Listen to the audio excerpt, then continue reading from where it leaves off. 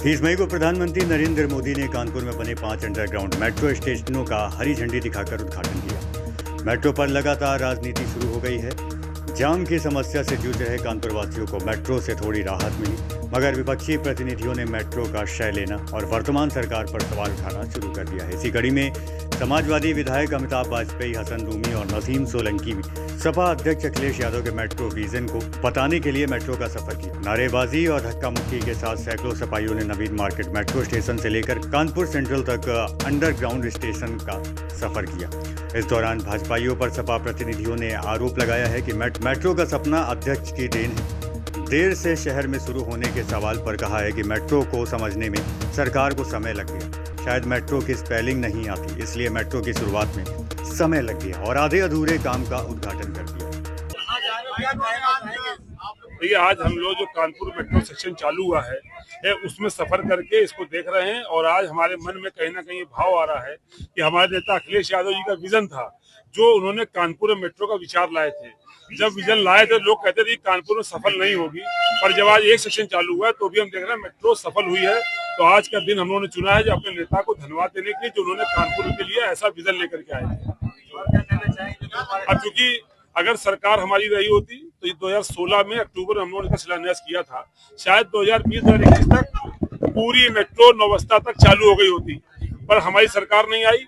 ऐसे लोग आए जो मेट्रो की स्पेलिंग भी नहीं जानते थे, तो समय बहुत लग गया। 2025 मई में जाकर के इसका उद्घाटन हो पाया, अभी एक सेक्शन का। तो ये इसलिए मैंने लिखा कि देर लगी बनाने में उनको, पर शुक्र है कि चलो बनाई। तो अगर हम होते, हमारी सरकार होती, शायद 4 से 5 साल में हम लोगों ने पूरे कानपुर में मेट्रो का जाल बिछा दिया होता। पर हम अपने नेता को धन्यवाद देते हैं कि उन्होंने कानपुर के लिए सोचा। और जो कानपुर की सबसे बड़ी समस्या है जाम और प्रदूषण, जब पूरी मेट्रो बच जाएगी तो कहीं ना कहीं उसमें भी हम लोगों को राहत दिखाई पड़ेगी।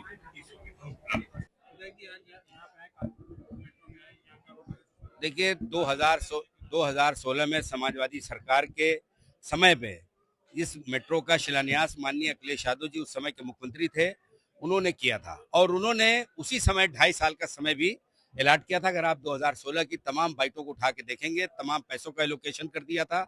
लेकिन 2.5 साल में डबल इंजन की सरकार होने के बाद भी, उस समय भी डबल इंजन था, आज भी डबल इंजन है। 9 साल में ये आज आधे अधूरे लोकार्पण को पूरा किया गया। प्रधानमंत्री जी को भी मैं धन्यवाद दूंगा और मैं सोचता हूं कि प्रधानमंत्री जी को, अखिलेश जी को भी धन्यवाद देना चाहिए, क्योंकि अखिलेश जी ने जिसकी शुरुआत की थी उसी का फीता आदरणीय मोदी जी ने काटा है। तो चूंकि विकास हो रहा है, विकास में हम सरकारें जरूर बदलती हैं, लेकिन जनता को समयबद्ध अगर सब चीजें मिल जाएं तो निश्चित रूप में वो कहते हैं डिले जस्टिस डिनाई जस्टिस।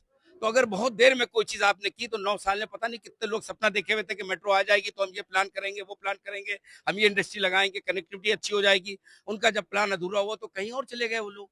तो यहाँ पे वो लोग रोजगार भी देते, उद्योग भी लगते। लेकिन 9 साल जब डिले हो गया तो तमाम उद्योग के घराने जो यहाँ पे उस समय उद्योग उस प्लान के हिसाब से लगाना चाह रहे थे, उन लोगों ने यहाँ से पलायन कर दिया, कहीं और चले गए। लेकिन चलिए, हम हो सकता है कि 27 में इससे भी तेज हमारे नेता अखिलेश यादव जी मुख्यमंत्री जैसे ही बनेंगे, इससे भी अच्छे और हो सकता है लखनऊ कानपुर की भी कनेक्टिविटी जोड़ दें मेट्रो के माध्यम से, जो हमारी पार्टी का विजन है। हम लोग कनेक्टिविटी जोड़ने के ऊपर विश्वास रखते हैं, ताकि जब कनेक्टिविटी जुड़ेगी तो देश के अंदर विकास भी तेज होगा। धन्यवाद।